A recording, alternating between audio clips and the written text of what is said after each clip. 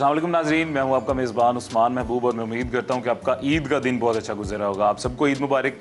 और आपका ईद का दिन आज हम गुजारने के लिए आए हैं पाकिस्तान के एक well non visual artist RM Naeem और साथ उनकी मिसेज़ हैं सदफ़ नईम। इन दोनों के साथ हम आपका ईद का दिन गुजारेंगे। अस्सलाम वालेकुम सर, कैसे हैं आप? ठीक है, वालेकुम सलाम जी, आप कैसे हैं? मैं बिल्कुल ठीक, अल्हम्दुलिल्लाह। आप बताएं, आप कैसी हैं? भाभी ठीक हैं, खैरियत से हैं?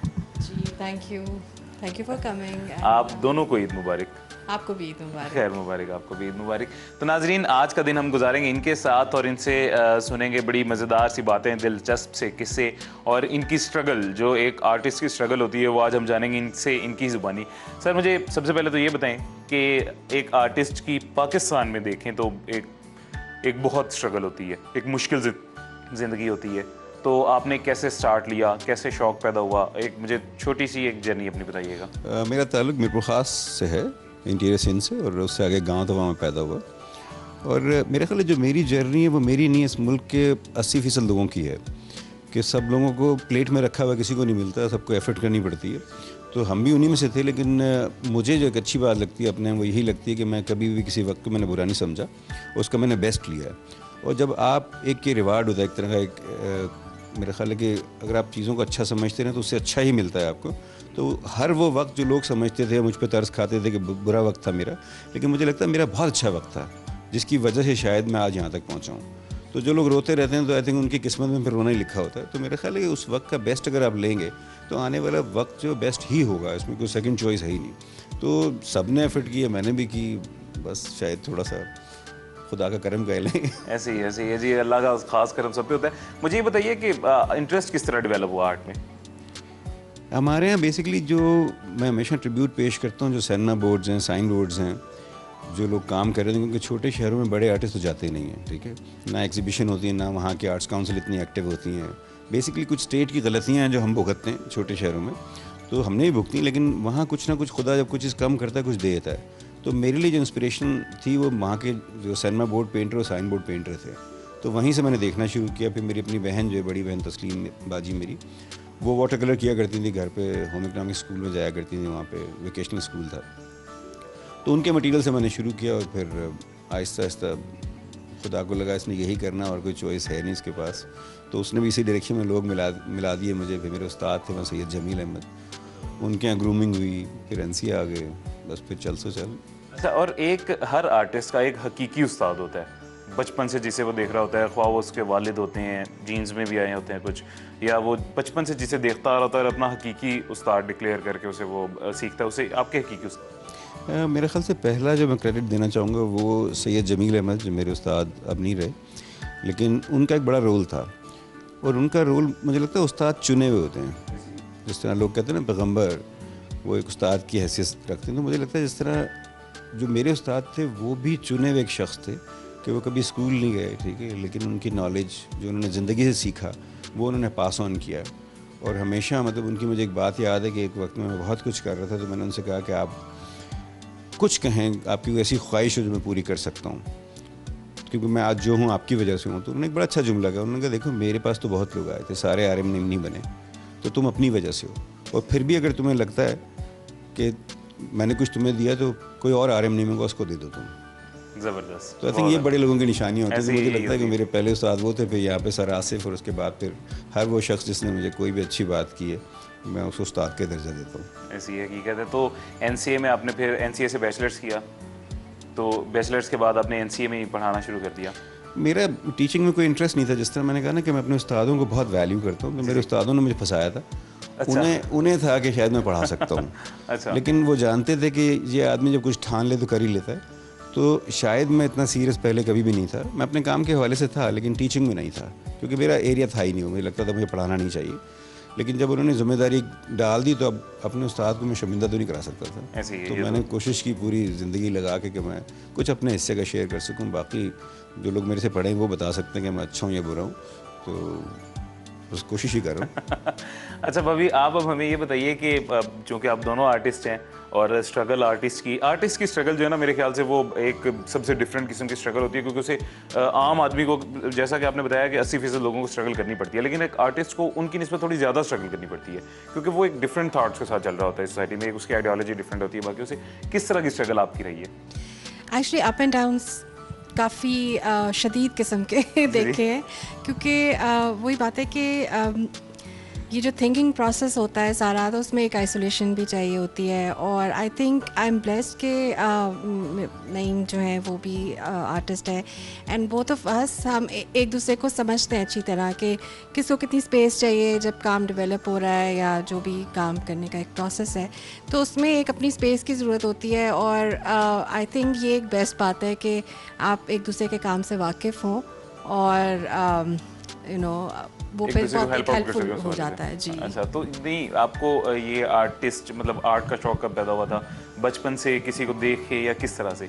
अच्छा, मेरी कहानी बिल्कुल नईम से फ़र्क है। अच्छा। मुझे बचपन से तो शौक था ही, और आई थिंक मैं जो सारा बिकॉज़ मैं एक कम बोलती थी बचपन से, तो वो एक पूरा जो आर्ट एक मेरा ज़रिया था आई गेस बचपन से ही, कि एक बहुत कैथारसिस वाली चीज़ होती है कि अगर आप ड्राइंग्स भी कर रहे हैं या पेंट भी कर रहे हैं, तो वो फिर उसमें मेरा इंटरेस्ट डेवलप होता गया। और मेरे पेरेंट्स ने, मेरे बड़े जो सिबलिंग्स थे, उन्होंने बहुत मुझे अप्रिशिएट किया, तो आई थिंक वो एक इनकरेजमेंट मिली, और फिर मुझे था कि बस मैंने आर्टिस्ट ही बनना है, स्कूल से।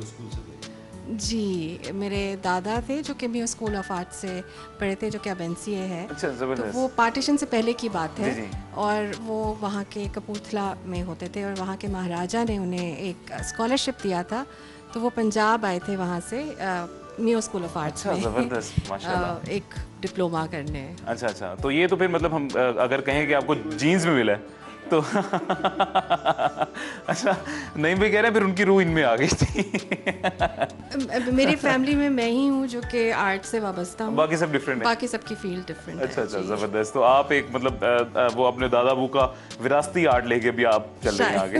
अच्छा, तो ये इंस्पिरेशन आपको नईम भाई से किस तरह और कब मिली थी?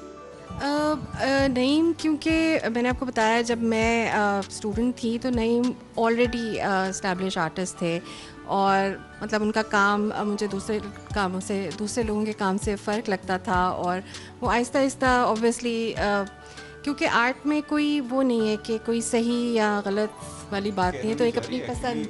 मेरे से कोई इंस्पिरेशन नहीं थी इसकी। अच्छा। काम बहुत अच्छा है। घुमाने लाने की कोशिश ना करो। नहीं, एक्चुअली ये एक मैं आपको इसमें बताना चाहूँगी कि ये एक बहुत ज़रूरी बात होती है आर्टिस्ट के लिए कि उसकी इंडिविजुअलिटी कायम रहे। तो मेरा काम नईम से इंस्पायर्ड नहीं है, बट ये है कि एक डिसिप्लिन होता है जो जिससे आप इंस्पिरेशन लेते हैं, काम करने का तरीका या आपकी जो सोच है, या नईम का जो एक पेट्रियाटिक पॉइंट ऑफ व्यू है पाकिस्तान के हवाले से, तो उसमें वो बहुत, मैं उस चीज़ से इंस्पायर्ड हूँ। मगर काम में एक इंडिविजुअलिटी मैं रखना चाहती हूँ, तो वो एक डिफरेंट है हम दोनों अच्छा, का। बिल्कुल। मुझे ये बताइए नईम भाई आपकी किस चीज़ से इंस्पायर्ड हैं? मतलब अक्सर मर्द होते हैं वो अपनी मतलब जो उनकी बेगम होती है, ख़वातीन जो होती हैं, उनके खाने से इंस्पायर होते हैं। तो कभी इस तरह का मतलब खाना आपने बना के खिलाया हो जो मतलब वाह वाह करते रह गए हो? आप देंगे? हाँ जी बिल्कुल। इसका जवाब नईम भाई खुद देंगे। इसका जवाब मैं दूंगा। मेरा ख्याल है कि सदफ, मैं ये नहीं कि मेरी बीवी है, लेकिन मैं कहता हूँ अक्सर किस तरह की औरतें खुदा ने ना बनाना छोड़ दी हैं, जिनसे झूठ ना बोली जाती हो, जो किसी के बारे में कुछ बुरा सुन ना सकती हूँ, जो कुछ बुरा देख ना सकती हूँ। तो मेरा ख्याल है कि इस तरह की एक सोल खुदा ने मेरी किस्मत में लिखी थी शायद। और मैं जिस माहौल में रहा हूँ, मेरे आसपास इवन मेरी अपनी क्लास में सारी लड़कियाँ थीं, तो एक टाइम था सारा का सारा कि हम, एक शादी की एक उम्र होती है, मेरी गुजर चुकी थी शादी की उम्र, क्योंकि हमारे यहाँ बहुत अर्ली मैरिज का कॉन्सेप्ट था। जी जी। तो कुदरत कहीं से भी जब घुमा के आपकी ज़िंदगी में कोई लाइफ पार्टनर लेके आती है ना, आप जितनी मर्जी कोशिश कर रहे हो, ठीक है, जितनी मर्जी अफेयर चला लें, लेकिन जो उसने लिखा हुआ है ना, आई थिंक वो बड़ा फैसला होता है। ऐसे ही। तो मेरा कभी इतना यकीन नहीं था इस बात पे, लेकिन जब से सदफ ज़िंदगी में आई तो मुझे लगता है कि वो मेरा फैसला जो यकीन जो था बढ़ गया बहुत ज़्यादा। तो मुझे तो सबसे अच्छी सदफ की यही बात लगती है। और खाना इसने हम पे बनाना सीखा है। अच्छा। जब शादी हुई थी हमारी से खाना नहीं बनाना आता था, तो ये BBC फूड देख के खाना बनाती थी। अच्छा। तो मेरी सेहत की थोड़ी सी कमज़ोरी की वजह ही हो सकती है। ये काजिम, हम मेरे स्टूडियो में काफ़ी लोग रहा करते थे उस वक्त, तो ये बल्कि इसको बाजू का किचन से हमारे दोस्त निकाल दिया करते थे कि तुम जाओ, हम तुम्हारे लिए खाना बनाए थे। तो शी लर्न। तो लेकिन अब जो बनाती है वो तो एक कमाल शेफ़ है। अभी अमेरिका में ट्रेनिंग लेके आई, अब देखते हैं हवाई खाने खिलाती हैं नहीं। ऐड करूँगी, मेरी जो रेसिपीज़ होती हैं वो क्विक होती हैं। अच्छा। मतलब अगर कोई देसी खाना भी है तो मैं उसकी जो बहुत ही शॉर्ट फॉर्म है मैं कोशिश करती हूँ कि वो हो, ताकि मतलब जो भी एक पेशेंस रिक्वायर्ड होता है बिल्कुल, ऑब्वियसली ऐसी है, कुकिंग में, ऐसी है। तो बस आई जस्ट ट्राई दैट। अच्छा अच्छा। तो नाजरीन, यही बातों का सिलसिला, बड़ा बेहतरीन सा खूबसूरत सा सिलसिला जो हमारा चल रहा है, इसको जारी रखेंगे एक छोटे से वक्फे के बाद। तो कहीं मत जाइएगा, मिलते हैं इस छोटी सी ब्रेक के बाद। वेलकम बैक नाजरीन, हम आपके पास वापस हाजिर हो गए इस छोटे से वक्फे के बाद। तो बातें चल रही थी कुकिंग के लिहाज से, तो हम नईम भाई से पूछेंगे, नईम भाई आपने भी कभी कुकिंग करके भाभी को कुछ खिलाया या कुकिंग का शौक है? मैं चाहता हूँ अल्लाह इसको लंबी ज़िंदगी दे, आमीन आमीन। तो इसलिए मैं खाना नहीं बनाता। लेकिन ये मेरी उस्ताद है, इसने मुझे सिखाया है कुछ थोड़ा सा। तो अक्सर ये कि जब ये बाहर थी तो मैं फ़ोन पे से पूछा करता था दाल भी बनानी है। अच्छा। तो फ़ोन कॉल शायद महंगी पड़ती थी, दाल सस्ती थी। अच्छा। तो मुझे पर्सनली लगता है कि आप बहुत कुछ सीखते हैं, लेकिन मैं इस पे ट्राई नहीं करना चाहता कुछ। अच्छा, किसी और पे ट्राई अजीज़ है करेंगे? मुझे, हाँ। अच्छा। आपको किसी दिन खिलाता हूँ। जरूर मैं बकराईद जरूर आपको खाऊंगा। मतलब बकराईद पे आप आए, वो गोश्त ठीक है, खिलाता ठीक है, हूँ। मैं जरूर इंशाल्लाह खाऊंगा। अच्छा नहीं, मुझे ये बताइए, आपको चूंकि काफ़ी अवार्ड्स मिले हैं, उसमें से कौन सा ऐसा अवार्ड था जो हासिल होने के बाद आपको सबसे ज़्यादा एक्साइटमेंट हुई थी, सबसे ज़्यादा खुशी हुई थी? या टू बी वेरी ऑनेस्ट, जब मेरे अपने लोग, मेरे अपने वो लोग जिन्होंने मुझे बहुत बेसिक से देखा है, जब वो काम की तारीफ़ करते हैं ना, मुझे वो अवार्ड लगता है सबसे बड़ा। क्योंकि आपके जो साथ के लोग होते हैं उनकी कोई ना कोई दुआएं, उनकी कुछ ना कुछ चीज़ें होती हैं जो आपकी ज़िंदगी तराश रही होती हैं। तो मुझे वो अवार्ड सबसे बड़ा लगता है कि जब मेरा कोई स्टूडेंट तारीफ़ करे, ठीक है, या मेरे कोई टीचर तारीफ़ करे, या मेरे आसपास के दोस्त तारीफ़ करें, या जिस दिन सदफ़ तारीफ़ कर दे, तो वो मेरे ख्याल में बड़ा अवार्ड होगा। तो ऑनेस्टली मतलब इसमें कोई नहीं है कि आपने बाहर क्या किया। मैं बहुत ही ज़्यादा पेट्रियाटिक हूँ। मैं बहुत सारी अपॉर्चुनिटी सिर्फ इसलिए छोड़ी कि मुझे लगता है पाकिस्तान में ज़रूरत थी हमारी, क्योंकि बड़ा आसान था कि मैं सेल्फिश होकर कहीं पे भी चला जाता और हो सकता है मैं करोड़ों अरबों कमा रहा होता। लेकिन आई थिंक इस मुल्क को डेवलप करने के लिए आपके अंदर ये कुर्बानी का जज्बा जो हमें ये ईद सिखाती है वो होना चाहिए। जब आप किसी को, जो आपको अजीज़ है चीज़, उससे कम पे गुजारा कर लें आप, बजाय कि उसको ग्रैब करने के चक्कर में दूसरों को नुकसान पहुंचा दें। तो मुझे लगता है कि ये एक मेरे में एक अच्छी आदत मुझे अपनी लगती है और कोई चीज़ नहीं लगती। तो ये पॉलिटिकली जो आजकल वैसे चल रहे हैं हालात मुल्क के, आपका किस सियासी पार्टी की तरफ रुझान है?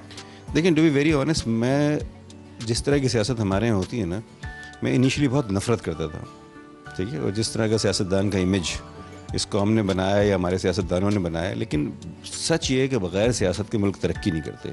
और सियासत की अगर डायरेक्शन ठीक होगी तो ही मुल्क तरक्की करेगा। और आज हम जो भी कुछ है, मेरा कसूर नहीं है उसमें, मैं अपने हिस्से का पूरा काम करता हूँ, ठीक है। लेकिन ये उन्हीं का है, जो हुक्मरान है उनकी गलतियाँ हैं जिसकी वजह से आज हम ये सब कुछ भुगत रहे हैं, ठीक है। और आपके साथ की कौमें कहीं से कहीं पहुँच गई हैं।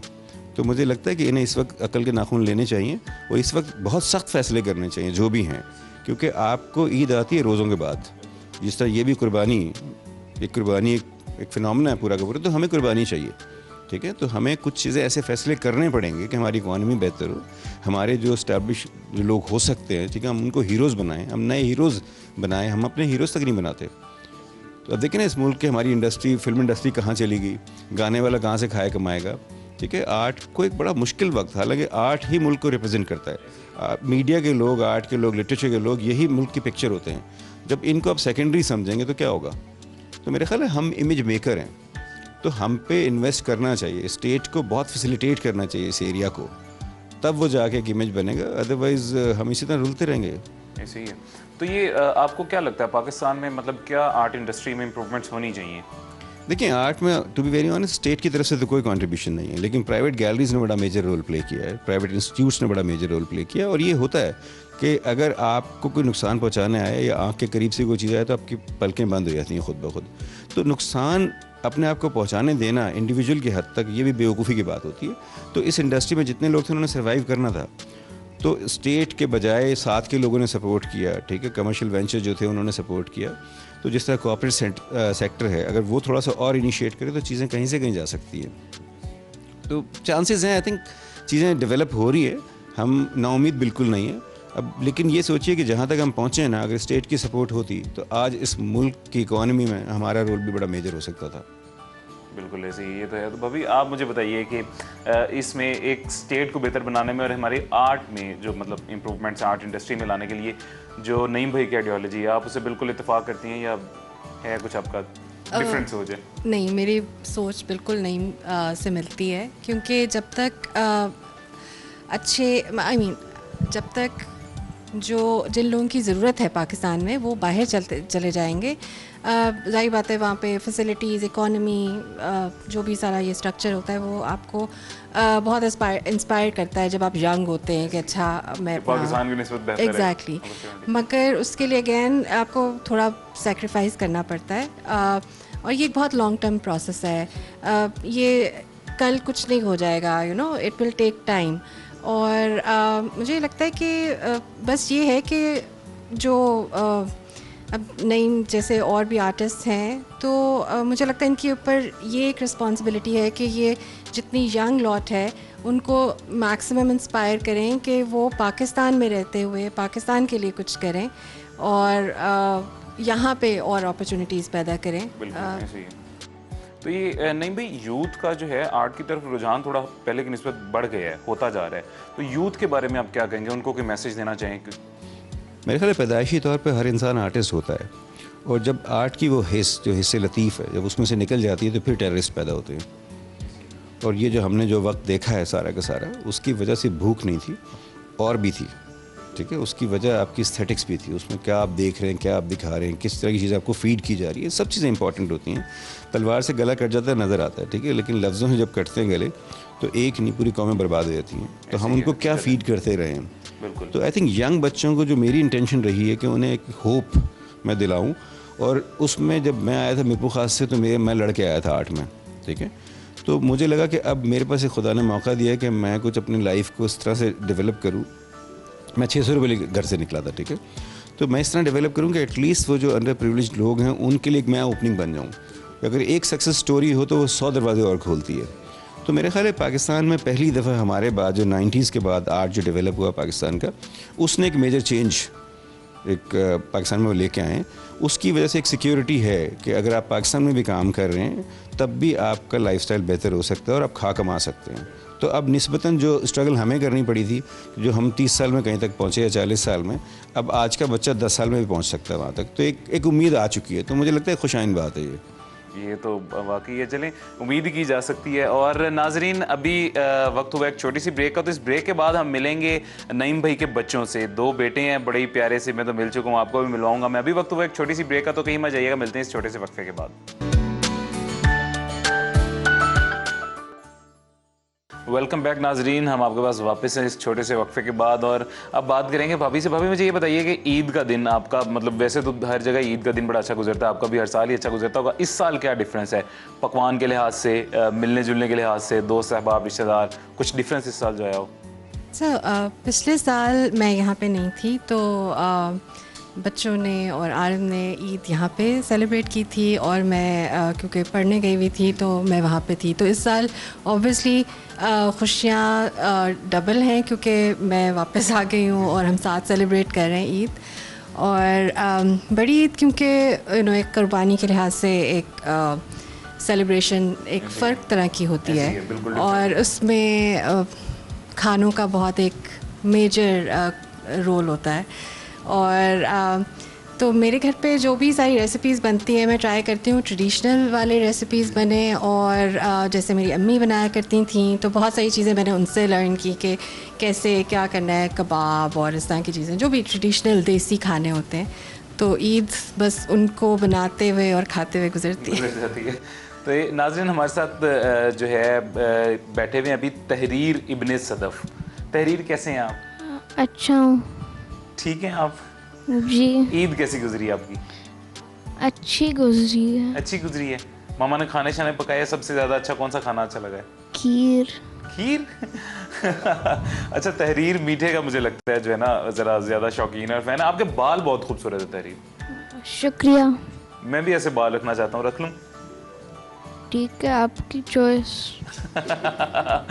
लेकिन बहुत खूबसूरत बाल है। नाजरीन, ये हैं जी छोटे बेटे आरम साहब के, तहरीर इनका नाम है, और साथ ही हमारे पास बैठे हुए इनके बड़े बेटे वजूद। कैसे हैं आप? अस्सलाम वालेकुम। मैं बिल्कुल सही हूँ, आप कैसे? मैं बिल्कुल ठीक है, अल्हम्दुलिल्लाह। वजूद, मुझे बताएं ईद का दिन कैसा गुजरा आपका? अच्छा, बहुत अच्छा होता है, पूरी फैमिली साथ आती है नानी की तरफ, तो अच्छा। वरना तो इधर उधर ही होते हैं, बट बहुत अच्छा मौका होता है पूरी फैमिली के साथ अच्छा मिलजुल के। तो अभी कजन्स वगैरह से मिलते हैं फिर सबसे? बिल्कुल हाँ, तो सबसे ज़्यादा अच्छा किससे मिलके लगता है?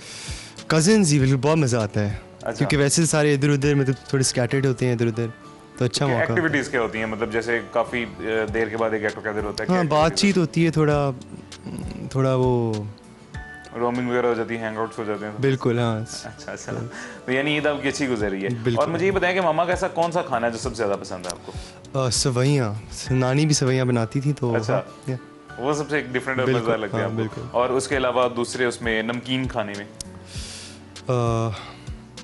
नमकीन क्या बनाती? बारबेक्यू या कबाब क्या चीज़? कुछ हांडी वगैरह? हाँ जी हाँ, बिल्कुल।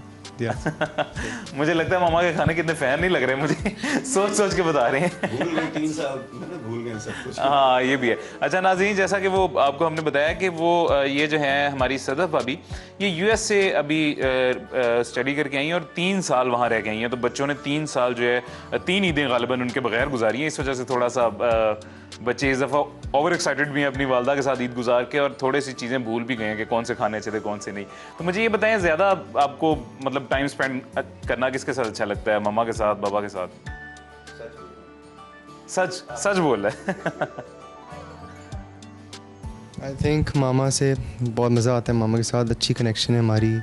अच्छा, और जैसे आपने बताया अभी वो 3 साल के लिए तो थी ही नहीं यहाँ, ऐसे ही तो हाँ बस मामा मामा के साथ। और तहरीर के? मामा। मामा के साथ, दोनों मामा के फैन हैं। अच्छा, ये 3 साल सर आपके साथ रहे हैं, लेकिन फैन वो भी कह रहे हैं कि मामा के साथ टाइम स्पेंड करना अच्छा लगता है। वो ये 3 साल वो जो नहीं टाइम स्पेंड हुआ उसकी वजह से कह रहे हैं, ये 3 साल में आपने तंग इतना ज़्यादा कर दिया? नहीं, मेरा ख्याल है कि इनका बिल्कुल सही आंसर है। मैं भी तीसरा शामिल हूँ, मैं भी उसी को मिस कर रहा था। और उसी की मतलब ईद तो उसी की मौजूदगी से थी ना हमारी। ऐसे ही है, ऐसे उसके ही है। बगैर तो घर की मतलब ईद को मैं ईद तस्वुर ही नहीं करता था। मुझे लग रहा है 3 साल बाद हमारी ईद हो रही है। ऐसे ही ऐसे ही तो हमने ज़्यादा लंबी कुर्बानी दी है, इसने भी दी है, लेकिन हमने भी दी है। हाँ, ये फर्दर क्या कर सकते हैं, ऐसे ही है। तो मुझे ये बताइए कि वजूद और तहरीर से मैं दोबारा पूछना चाहूँगा कि वजूद, मुझे ये बताएं आप अभी स्टडी क्या करते हैं? मैं अभी A लेवल्स मैंने ख़त्म किए हैं अपने। अच्छा, ए लेवल्स कहाँ से? HSN से मैंने HSN A से। लेवल्स। और तहरीर आप लर्निंग अलायंस कौन सी क्लास में? मैं क्लास 5 में अभी आया हूँ। अच्छा, क्लास 5 में भी हैं। दोस्त वगैरह कैसे हैं आपके स्कूल में? बहुत अच्छे हैं। कौन बेस्ट फ्रेंड कौन है आपका? अभी आपको देख रहा होगा, सुन रहा होगा। हसन, हसन? आरियस, लेकिन मिकाइल मेरी क्लास में नहीं है। क्लास में नहीं है, लेकिन वैसे दोस्त हैं। जी, बेस्ट तो फ्रेंड। क्या आरेज को, मिकाइल को क्या आप मैसेज देंगे? अभी सुन रहे हैं आपको? हसन तो नहीं देख रहा होगा। क्यों? हसन क्यों नहीं देख रहा होगा? उन वो नॉर्मल टीवी नहीं देखता। लेकिन वो उसको जब पता चलेगा कि आप टीवी पे आ रहे हैं तब तो देखेगा ना। शायद। तो चलें बाकी दोनों को मैसेज दे दें। ईद मुबारक। अच्छा, ईद मुबारक आरेज और मिकाइल, आप दोनों को ईद मुबारक तहरीर की तरफ से भी। और हसन को। हसन को if आपने कहा he is हसन तो नहीं watching, देख रहा होगा। if he is watching. If he is watching, और अगर वो नहीं देख रहा तो इसको ईद मुबारक कैंसिल। अच्छा हसन, अगर आप देख रहे हैं तो भी आपको ईद मुबारक, अगर नहीं देख रहे तो भी आपको ईद मुबारक, ठीक है? चलें ठीक है। अच्छा वजूद, आप मुझे बताएं कि आपकी किस किस्म के दोस्तों के साथ ज़्यादा दोस्ती रही है, लोगों के साथ, सॉरी? मैं वैसे म्यूज़िक करता हूँ काफ़ी ज़्यादा, तो मेरी आर्टिस्ट और आर्ट मतलब करने वाले लोगों से ज़्यादा। म्यूजिक में क्या करते हैं? एज इन मैं गिटार बजाता हूँ, लिखता हूँ गाने, अच्छा। और हाँ खुद गाता भी हूँ। अच्छा भाभी, मुझे ये बताइए कि आपकी शादी लव मैरिज थी, अरेंज मैरिज थी, और जो भी थी उसकी ज़रा थोड़ी सी स्टोरी में बताइए। अच्छा, इसमें ये है कि अरेंज मैरिज थी, लेकिन पसंद भी थी। तो it was arrange come love. Arrange marriage थी लेकिन बाद में लव मैरिज में कन्वर्ट हो गई थी। Arrange come love you can say, because आप लोग एक दूसरे को जानते थे पहले से? जी जी, जानते थे। कजन्स हैं? नहीं, कज़न्स नहीं है, क्योंकि नईम एक उन दिनों में नोन आर्टिस्ट थे. I mean he was just making his work और आई न्यू हिम बिकॉज मैं भी उसी फील्ड में जाना चाहती थी, तो दैट वाज. अच्छा, इस तरह से. तो क्या थोड़ी सी स्टोरी में बताएं किस तरह से शादी हुई, और कोई एक हर शादी में ना, हर इवेंट में, इस तरह के खूबसूरत इवेंट में कोई एक रंग में भंग जरूर डलता होता है और वो सारी जिंदगी याद भी रहता है. वो जो रंग में भंग था वो बताइए हमें. अच्छा नहीं, वो मैं नहीं जिक्र करना चाहूँगी बिकॉज अभी ईद का मौका है तो अच्छी अच्छी बातें करते हैं. अच्छा, वो भंग फिर मुझे लगता है ज़्यादा बुरा डल गया. And it's been like long time now. तो वो ये है कि अब तो सब अच्छा है बिकॉज हम दोनों की फैमिलीज एंड वो सब अच्छे तरह से हो रहा है. तो चलिए ठीक है. अच्छा, मैं दोबारा तहरीर और वजूद से पूछना चाहूँगा. आप दोनों मुझे ये बताएं कि सबसे पहले तहरीर आप बताएं कि आपकी इंस्पिरेशन कौन है, बाबा या मामा? मामा. मामा. और वजूद आपकी? नहीं, wait, can I change? Yes you can. None of the above. क्यों इधर से कोई क्यों रही है? वजूद. वजूद आपकी इंस्पिरेशन? जबरदस्त, अमेजिंग. और वजूद आपकी इंस्पिरेशन कौन है?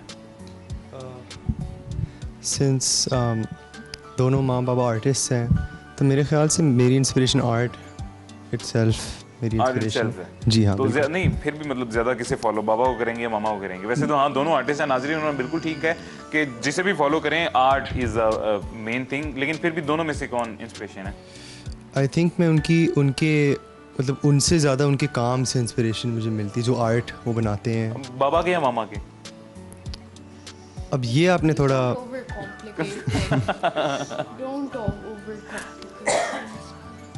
हाँ नहीं, आर्ट बिल्कुल आर्ट से. आर्ट से? जी हाँ. अच्छा जी, वो दोनों का दिल रख लिया उसने. जी जी. कंट्रीब्यूट करूँगी क्योंकि हम आर्टिस्ट तो हैं ही, लेकिन हम काम भी कलेक्ट करते हैं. बिल्कुल. तो जैसे आप देख रहे हैं कि हमारे घर में बहुत डिफरेंट पाकिस्तानी different जो आर्टिस्ट हैं, यंग एंड ओल्ड सारे, उनका काम है. तो आई थिंक ये एक बड़ा वैलिड क्वेश्चन आंसर वजूद ने दिया है कि जो आर्ट लगा हुआ है, जो हमारी कलेक्शन है, आई थिंक ये बहुत एक इंस्पिरेशनल बात है जिसमें इन दोनों का ब्रॉटअप हुआ है. ऐसे ही all of the above. Okay. तो नाजरीन, ये हमारा ईद का दिन बड़ा अच्छा खूबसूरत गुजरा है. मुझे वैसे तो आप सभी बहुत पसंद आए हैं, लेकिन सबसे ज़्यादा पसंद आए हैं एक तो तहरीर के बाल और दूसरा तहरीर की बातें. और हमारा तहरीर के साथ और तहरीर की फैमिली के साथ बहुत अच्छा दिन गुजरा है. नाजरीन, मैं उम्मीद करता हूँ कि आपका दिन भी बहुत अच्छा गुजरा होगा हमारी गुफ्तगू सुन के, हमारी बातें सुन के. तो फिलहाल अपने मेज़बान उस्मान महबूब को दीजिए इजाज़त. अपना ख्याल रखिए. अल्लाह हाफ़िज़.